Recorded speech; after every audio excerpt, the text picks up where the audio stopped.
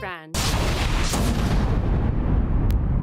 آج جو اس راستے یعنی وہ راستہ جو انشاءاللہ پاکستان کو ایک عظیم قوم بنائے گا، وہ اس راستے کے اوپر ہم نکل چکے ہیں.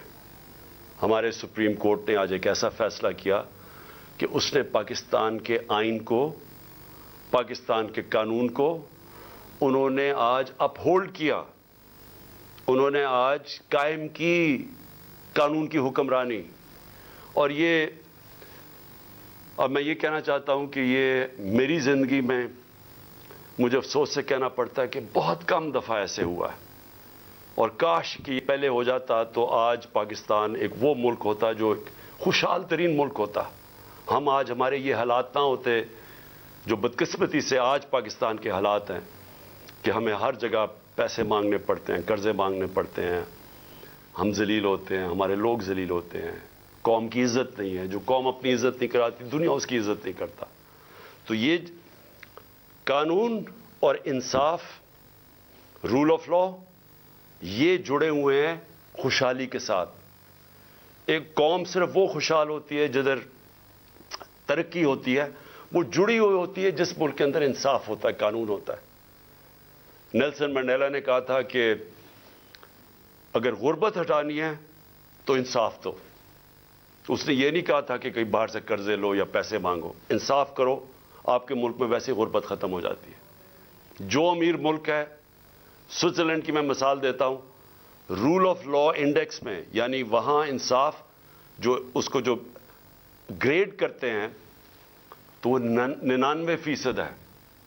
تو اس لیے وہاں خوشحالی ہے، کچھ بھی نہیں ہے، وسائل بھی نہیں ہے. تو آج میں اس لیے پھر بھی اپنی قوم کو مبارک دینا چاہتا ہوں کہ ایک بہت بڑا یہاں ایک مافیا بیٹھا ہوا ہے پاکستان میں، قبضہ گروپ ہے، اور یہ قبضہ کر کے بیٹھ کے اس ملک پہ پچھلی اپریل سے، اور انہوں نے ہر قسم کی پاکستان کے اندر جو بنیادی انسانی حقوق ہیں ان کو ختم کیا. انہوں نے ہر قسم کی قانون کی وائلیشن کی.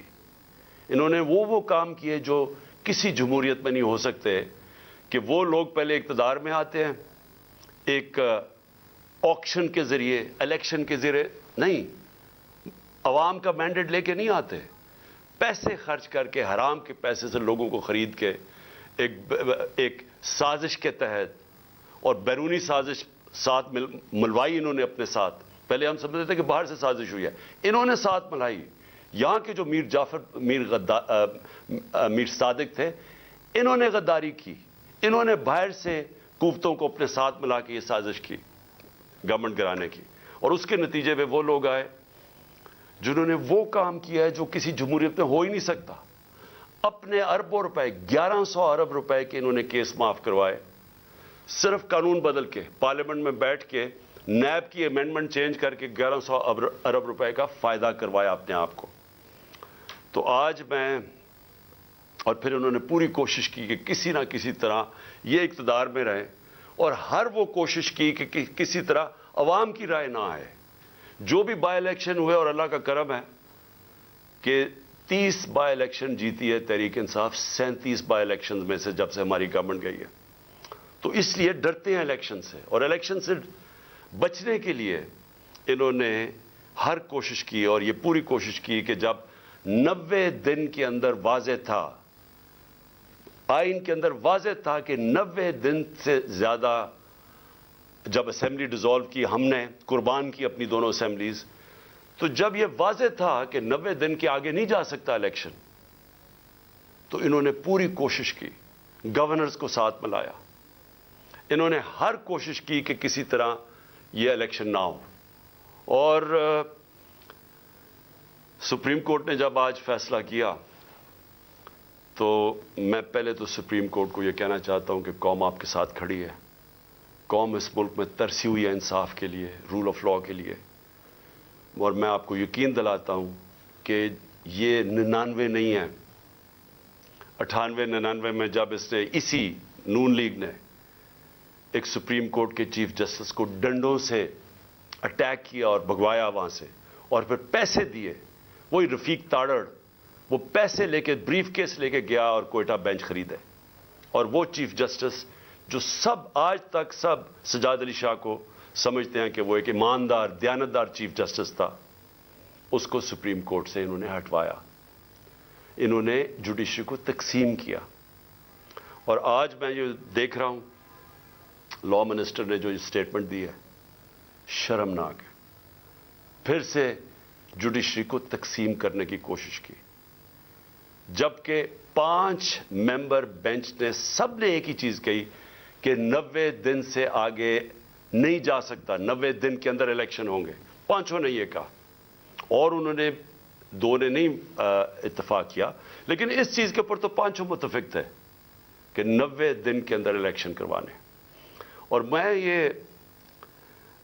یہ جو لا منسٹر کی جو کوشش ہے اور نون لیگ کی ہمیشہ یہ کوشش رہی ہے کہ یہ انصاف سے بھاگتے ہیں، یہ آزاد عدلیہ کو کبھی نہیں چاہیں گے، کیونکہ یہ سارے اداروں کو کنٹرول کر کے ہی غیر قانونی چیز کر سکتے ہیں۔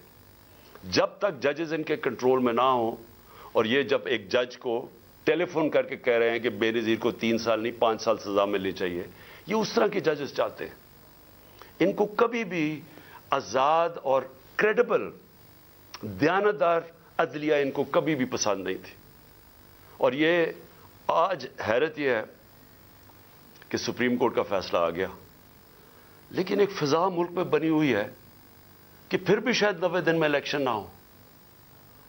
یہ اس سے کیا چیز ہمیں سمجھ آتی ہے کہ اتنا نقصان پہنچایا ہے اس مافیا نے، یہ شریف مافیا اور زرداری مافیا نے اتنا نقصان پہنچایا پاکستان کے اداروں کو کہ لوگوں کو اعتماد ہی اٹھ گیا ہے۔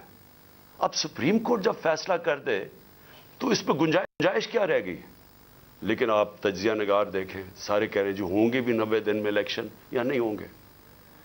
یہ سوال ہی کرنے کا مطلب یہ کہ اتنا نقصان پہنچایا پاکستان کی جمہوریت کو، پاکستان کے اداروں کو، کہ لوگوں کو اب اس چیز پہ اعتماد ہی نہیں ہے کہ یہ ہوگا یا نہیں ہوگا۔ میں آج اپنی پارٹی کی طرف سے، پاکستان کی عوام کی طرف سے پھر سے اپنے سپریم کورٹ کو یہ پورا یقین دلاتا ہوں کہ ہم سب آپ کے ساتھ کھڑے ہیں۔ ہم انشور کریں گے، ہم پورا زور لگائیں گے کہ کوئی چیز اب غیر آئینی نہ ہو، کسی طرح یہ مافیا اپنے آپ کو بچانے کے لیے، پھر نہ الیکشن سے نکلنے کے لیے کوئی ایسے حربے نہ استعمال کریں جو انہوں نے 99 میں کیے تھے۔ آج کل سوشل میڈیا کا زمانہ ہے، دنیا بدل چکی ہے۔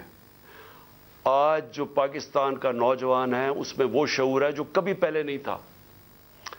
جب 98 99 میں جب بھی انہوں نے سپریم کورٹ پہ حملہ کیا تھا تو اس طرح کا شعور نہیں تھا۔ لوگوں کے پاس ایسی یہ جو انفارمیشن کی ریولوشن آئی ہے، یہ جو موبائل فون کے ذریعے آئی ہے، یہ ایسا شعور کسی میں بھی نہیں تھا۔ تو وہ تھوڑی دیر کے بعد ایک دم چپ کر کے ایشو سیٹل ہو گیا، مائٹ از رائٹ ہو گئی، جو جس کی لاٹھی اس کی بھینس بن گئی، جنگل کا قانون آ گیا کہ جب آپ نے چیف جسٹس کو بھگا دیا تو سارے چپ کر کے بیٹھ گئے۔ آج پاکستان بدل چکا ہے، اس ملک میں ساری قوم سارے ایشو سمجھ چکی ہے۔ یہ جو آج آپ قوم دیکھ رہے ہیں جو 30 بائی الیکشن جتوائے اور جو ہر اوپینین پول کہتا ہے کہ قوم کیوں تحریک انصاف کے ساتھ کھڑی ہے، موبائل فونز کی وجہ سے۔ یہ جو آج سوشل میڈیا ہے، سوشل میڈیا نے وہ لوگوں میں ایسا شعور ہے کہ 1 گھنٹہ لگتا ہے، آپ کوئی جھوٹ بولیں 1 گھنٹے کے اندر سارا اگلا پچھلا بتا دیتے ہیں آپ کو کہ آپ نے پہلے کیا کہا تھا۔ اور اسی وجہ سے یہ پارٹیز نیچے گئی ہیں، جو مافیاز ہیں اس لیے ایکسپوز ہوئے ہیں لوگوں کے سامنے، کیونکہ ان کی ساری پرانی سٹیٹمنٹس تیار ہیں، لوگوں کے پاس ہے موبائل فون پہ، نہیں ہے تو سوشل میڈیا نکال لیتا ہے۔ اور جتنی تیز چیزیں وائرل ہوتی ہیں، اخبار تو کل نکلے گا، آج ہی ساری شام کو سب کو پتہ چل جاتا ہے ایشوز کا۔ تو میں آج کے فیصلے کے بعد جو ہم نے جیل بھرو تحریک تھی اس کو ہم نے اب ختم کیا، اور انشاءاللہ ہفتے کو مغرب کے بعد ہم پورا لانچ کر رہے ہیں اپنی الیکشن کیمپین۔ ہر ڈسٹرکٹ کے اندر میں اپنی کارکنوں کو, تحریک انصاف کے عہدیداروں کو آج بتا رہا ہوں کہ ہر ڈسٹرکٹ میں آپ نے نکلنا ہے, کارنرز میٹنگ کرنی ہے, ایک جلسہ کرنا ہے, اور ادھر میں آپ سب کو اپنے یہاں سے خطاب کروں گا, اور اس کا مقصد یہ ہوگا کہ قوم کو میں یہ بتاؤں گا کہ جس دلدل میں ہم آج پھنس گئے ہیں اس سے نکلنا کیسے آپ, تو وہ کون سے ہم نے چیزیں کرنی ہیں پاکستان کو نکالنے کے لیے, کیونکہ یہ جو بیٹھے ہیں تو اب تو سیدھا مزید اندھیرے اور دلدل میں جا رہا ہے ملک, ان کے پاس تو اب کوئی راستہ نہیں ہے. انہوں نے جو معیشت کو جدھر پہنچا دیا ہے, اب تو ان کے پاس کوئی اس کا راستہ ہی نہیں ہے. ان کا تو صرف ایک ہی راستہ ہے کہ کہیں سے قرضے لے لو, لیکن کیسے قرضے واپس کرنے ہیں ان کے پاس تو کوئی روڈ میپ نہیں ہے, اور نہ باہر کی کوئی بھی سرمایہ کار یا فورن انویسٹرز, نہ ان کا کوئی اعتماد رہ گیا ان پہ, نہ اندر سے کسی کا رہ گیا. اور وہ جو موڈیز کی لیٹسٹ ریٹنگ آئی ہے, جو کریڈٹ ایجنسی ہے جو فیصلہ کرتی ہے کہ ملک کی کتنی سکت ہے, کتنی طاقت ہے قرضے واپس کرنے کی, تو اس میں تو سب سے نیچے پاکستان اب پہنچ گیا. پاکستان کی تاریخ میں کبھی اتنا نہیں نیچے گرا. تو باہر سے نہ کسی نے کوئی پیسہ لگانا ہے پاکستان میں, نہ اندر سے, تو ان کے پاس تو اب ایک بند گلی میں پہنچ گئے ہیں, پاکستان کو پہنچا دیا ہے. تو انشاءاللہ ہفتے کی رات کو میں آپ کے سامنے ایک روڈ میپ رکھوں گا, کیونکہ الیکشن اب ہم اپنی کیمپین اناؤنس کرتے ہوئے آپ سب کو بتائیں گے کہ ہم نے اب کرنا کیا, آگے ہم نے کیسے, کون سے وہ قدم اٹھانے ہیں جو انشاءاللہ پاکستان کو اس مشکل مرحلے سے نکالے گا. میں جو دوسری بات کرنا چاہتا ہوں آج وہ یہ کہ پچھلے 10 مہینے میں جس طرح کے پاکستان میں ہمارے لوگوں کی بنیادی حقوق جس طرح ان کو پامال کیا گیا, رد کیا گیا, جو ہمارے خلاف پرسیکیوشن کی گئی, انتقامی کارروائی کبھی پاکستان کی تاریخ میں ایسے نہیں ہوئی. یعنی جو انہوں نے ہمیں کرش کرنے کی کوشش کی, اور جیسے جیسے تحریک انصاف کی مقبولیت بڑھتی گئی اتنے ہی انہوں نے وہ زیادہ وہ قدم اٹھائے ہمارے خلاف ہر قسم کی, یعنی کیسز بنانا, تشدد کرنا, جو کبھی پاکستان میں کسی اپوزیشن کے اوپر اس طرح نہیں, کسی جمہوریت میں نہیں ہوا. ہمارے لوگوں کے اوپر میں کبھی بھی بھول نہیں سکتا کہ جو تشدد کیا گیا اعظم سواتی پہ, شہباز گل پہ, جو صحافیوں سے کیا گیا, یعنی کبھی اس طرح کے جو ارشد شریف, یعنی دردناک کہانی ارشد شریف کی کہ کیسے اس کے اوپر اس کو دھمکیاں دی گئی, موت کا خطرہ تھا, ملک سے باہر گیا, پھر کیسے شہید کیا گیا اس کو, اور باقی صحافیوں سے جو کیا گیا, جمیل فاروقی ننگا کر کے اس کو تشدد, ایاز امیر جیسے ایک دانشور جن کی رسپیکٹ ہے, عزت ہے معاشرے میں, ان کو جو ذلیل کرنے کی کوشش کی گئی, سمیع ابراہیم اس کو جو کیا, غلام حسین کو اٹھا کے جیل میں ڈال دیا, اور پھر جو سوشل میڈیا کے لوگوں سے جو کیا گیا, لوگوں کو اٹھایا گیا. میں پہلے بھی بتا چکا ہوں, ماں باپ نے مجھے بتایا کہ ان کے ینگ بچوں کو اٹھایا گیا, 2 دن رکھا گیا, مارا پیٹا ان کو, اور پھر ان کو گھر واپس بھیجا, دھمکیاں دی گئیں, کئی اسے سٹیٹمنٹس میرے خلاف دلوائی واپس بھیجتے ہوئے. یہ کبھی ایسے پاکستان میں نہیں ہوا. ہمارے کتنے لوگوں کو 25 میں پہ کیسز بنائے گئے, اب پھر نئے کیسز بنا دیے. کل جو اسلام آباد میں طلب کیا گیا مجھے, سب کو ڈیٹ پتا تھی, ساروں کو جب ڈیٹ فکس کر دی عدالت نے تو سب کو پتا تھا میں آ رہا ہوں اسلام آباد. سب کو پتا ہوں کہ میں پہلی دفعہ جب سے مجھے یہ گولیاں لگی ہیں اس کے پہلی دفعہ اسلام آباد آنا ہے, تو لوگوں نے تو آنا تھا, لیکن جو اب لوگوں کے جنون دیکھ کے, جو بھی آپ کے سامنے وہ فوٹیج تو سامنے ہیں, اس کے اوپر دہشت گردی کے کیسز بنا دیے, مزید میرے اوپر 2 اور کیسز بنا دیے, 74 کیسز ہیں میرے اوپر, ساری سینئر لیڈرشپ کے اوپر کیسز بنا دیے. مجھے یہ بتائیں کہ پاکستان کی تاریخ میں کس دور کے اندر اس طرح قانون کو مس یوز کیا گیا, دہشت گردی کے قانون کو کس دور میں مس یوز کیا گیا. میرے اوپر دہشت گردی کا پرچہ کیسے بنا؟ الیکشن کمیشن کے باہر ایک پرامن احتجاج ہوتا ہے. نون لیگ پوچھے ان کے دور میں, ہمارے دور میں انہوں نے الیکشن کمیشن کے باہر احتجاج کیا, کتنے ان کے اوپر پرچے ہوئے. مریم نواز نے جب وہ نیب گئی, اس نے پتھراؤ کیا نیب کا, پلان کر کے ان کے لوگوں نے جا کے پتھراؤ کیا. کتنے دہشت گردی کے کیسز بنے. میرے اوپر 74 کیسز میں سے جو کیس بنا دہشت گردی کا, الیکشن کمیشن کے باہر احتجاج ہوتا ہے, میں گھر پہ ہوتا ہوں, میرے اوپر دہشت گردی کا کیس. پھر یہ جو الیکشن کمیشن جو سب پتہ ہے, اب جو الیکشن کمیشن کا رول رہا ہے اس کے اندر, جب سے ہم نے اپنی اسمبلیز ڈیزالو کی, جو انہوں نے کیئر ٹیکر بنایا, جس طرح کی, یعنی وہ لوگوں کو بٹھایا جو ہمارے دشمن ہیں, کسی طرح بھی وہ نیوٹرل کیئر ٹیکر میں فٹ نہیں کرتے. الیکشن کمیشن نے ہمارے مخالفین کو یہاں کے بٹھا دیا. جتنے کیسز الیکشن کمیشن کرتا ہے ہمارے خلاف, سب کو پتا ہے کہ اس سے زیادہ جانبدار الیکشن کمیشن آیا نہیں ہے. وہ الیکشن کمیشن پہلے میرے اوپر کیس لگا تھا توشہ خانہ کا. توشہ خانہ کا کیس ہے کیا, میں ذرا آج سب قوم کے سامنے کلیئر کر دوں. 70 سال سے پاکستان کا قانون کیا ہے, جب بھی آپ کو کوئی باہر سے گفٹس ملتی ہیں, جو 70 سال سے ہیڈ آف سٹیٹس کو گفٹ ملتی ہیں, بیوروکریٹس کو ملتی ہیں, جنرلز کو, آرمی چیف کو ملتی ہیں, قانون یہ ہے کہ وہ جاتا ہے توشہ خانہ میں, اور پرانے زمانے میں 20% یا 15% آپ دیتے تھے اور آپ وہ گفٹ رکھ سکتے تھے. یہ قانون تھا. ہمارے زمانے میں وہ 50% ہم نے کر دیا. 50% آپ توشہ خانہ میں دیتے تھے, آپ وہ رکھ سکتے تھے. اس کے بعد وہ آپ کی پراپرٹی بن جاتی تھی. آج تک کبھی کسی سے پوچھا کہ اس نے اس کے بعد کیا کیا؟ میری مرضی, میری پراپرٹی ہے, میں جو مرضی کروں. اس کے اوپر کیس کر دیا ہے. میں چیلنج کرتا ہوں کہ جس دن یہ عدالت میں جائے گا یہ کیس فارغ ہو جائے گا.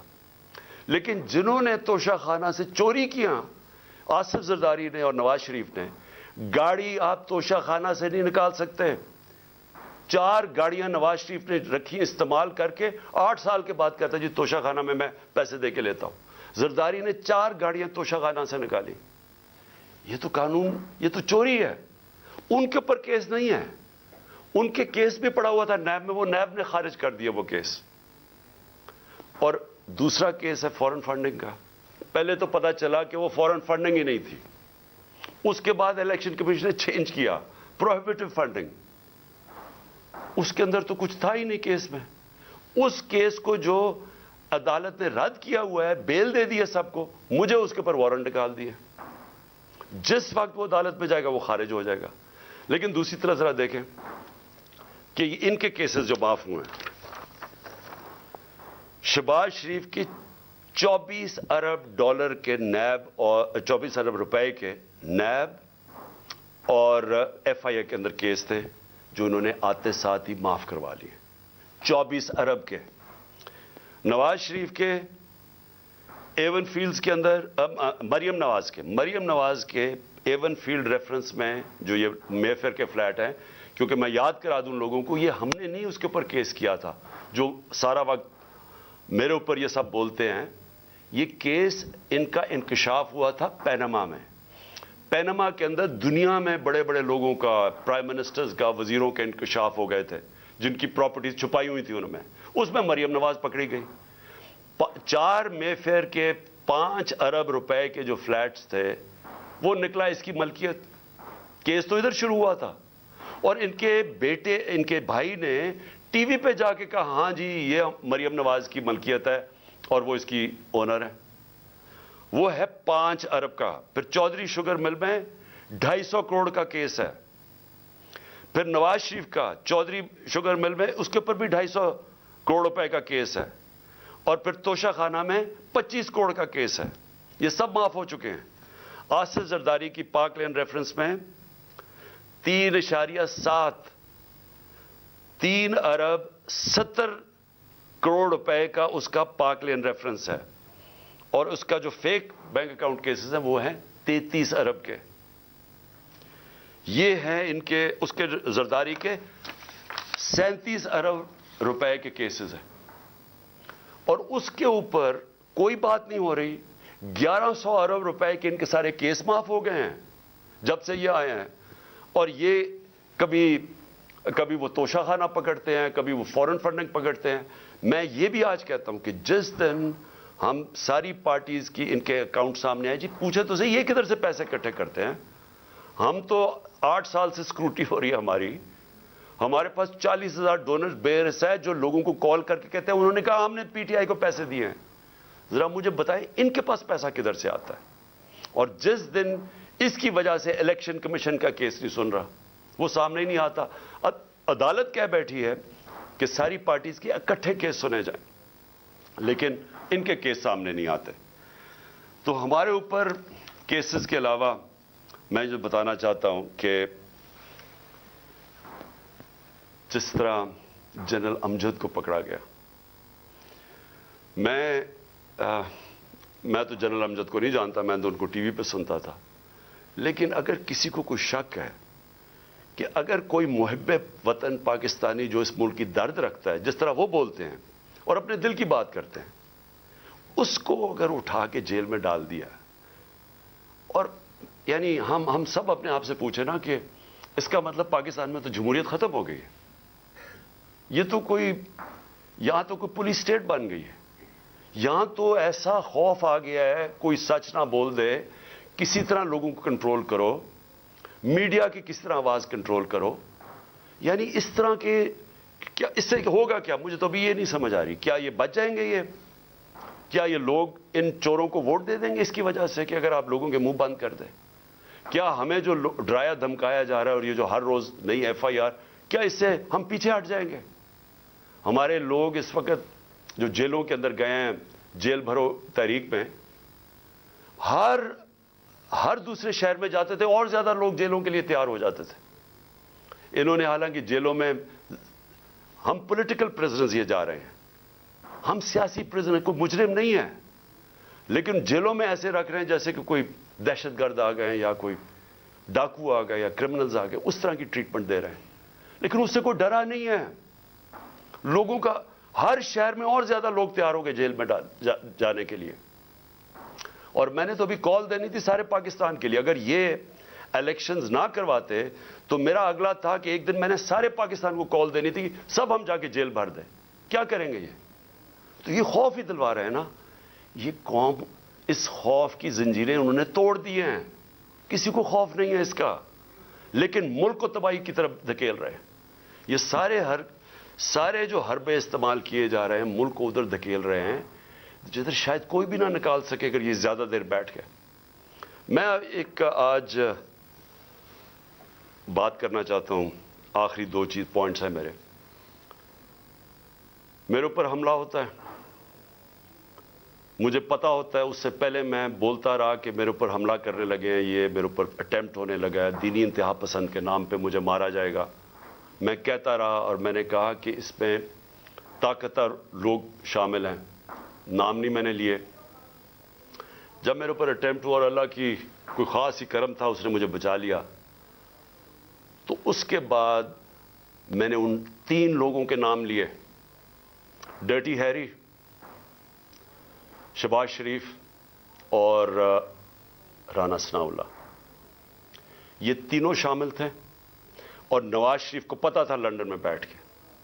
تسنیم حیدر کا جو لندن میں اس نے بات چیت کی, اس کا بیان کیوں نہیں ریکارڈ کیا گیا؟ ہمارے جے آئی ٹی نے کیا, اس کو جے آئی ٹی کو ختم کر دیا. جے آئی ٹی کو وہ کیا کہتا ہے کہ اس نے خود سنا نواز شریف کو کہتے ہوئے کہ عمران خان اور ارشد شریف کو مروانا ہے. وہ بیان یہ دیتا ہے اور جا کے اس نے پولیس اسٹیشن میں یہ بیان دیا ہے. اس کا جو وکیل ہے مہتاب, اس نے کنفرم کیا ہے کہ پولیس میں وہ بیان دیتا ہے کہ یہ وہاں پلان بنا تھا مجھے مروانے کا اور ارشد شریف کو, اور مدد مانگ رہا تھا اس کی کہ پرووائڈ کرے کہیں مارنے والا shooter. J I T record کرتی ہے تسیم کی اس کی جو ویڈیو. اس کے بعد کیا مجبوری تھی کہ care taker government J I T ختم کر دیتی ہے, اور جے آئی ٹی ختم کر کے 4 ان لوگوں کو جے آئی ٹی پہ بٹھا دیتی ہے, وہ جے آئی ٹی کے جو ممبرز جن کے اوپر پروسیکیوٹر جنرل کہتا ہے ٹیررسٹ کی عدالت میں جدھر کیس ہو رہا ہے, اس عدالت میں جج کے سامنے وہ پروسیکیوٹر کہتا ہے کہ 4 لوگ جو جے آئی ٹی کے ممبرز تھے انہوں نے جے آئی ٹی کو سیبوٹاج کرنے کی کوشش کی. ان کے اوپر کارروائی ہونی چاہیے. ان کو آپ جے آئی ٹی کے اوپر لے آئے ہیں یہ لوگ, ان کے ذریعے اب انویسٹیگیشن ہوگی. میرا اپنی ساری قوم کے سامنے سوال یہ ہے کہ کون ڈرا ہوا ہے اتنا زیادہ؟ کیوں ڈرے ہوئے ہیں یہ؟ اگر یہ بے قصور ہیں تو جے آئی ٹی کو کام کرنے دیتے. کیوں اتنے خوف زدہ ہیں کہ سچ قوم کے سامنے آ جائے گا؟ کیونکہ طاقتور یہ سارے اس میں ملوث ہیں. اب میں نے دوسری بات کہ میرے اوپر یہ پھر اٹیک کریں گے, یہ زیادہ خوف زدہ ہیں. اب خوف زدہ یہ ہیں کہ یہ اگر اقتدار میں آ گیا تو شاید ان کی شامت آ جائے گی. اس ڈر سے اب انہوں نے